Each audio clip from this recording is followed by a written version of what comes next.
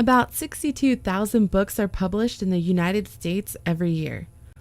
Brother Mark Bennion published his book, Psalm and Seelah, in June of this year. I was curious about people in the scriptures who aren't on stage very often, so to speak, and I kept thinking about their lives, that their lives were just as important as Nephi's or as Ammon's or Alma's or Mormon's or Moroni's for that matter, and thought, what would it be like? What were they like?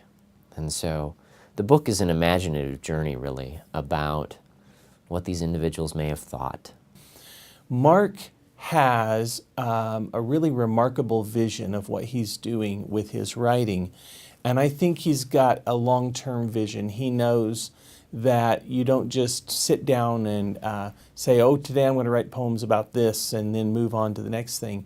He really wants to try to blend the value that he finds in his own life with the very best aesthetic, artistic, and poetic principles.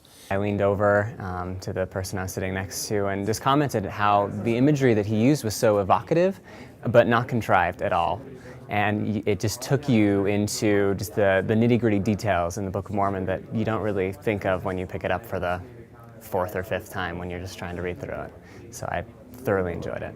Co-worker and friend Jim Richards gave Brother Bennion advice on his book throughout the writing process. He's one of those life-changing teachers, I think, for a lot of people. After having his class, they're never quite the same. So he's got those two qualities together, a good teacher, a good poet. And I really admire him for it. For BYU-Idaho, this is Chloe Curtis.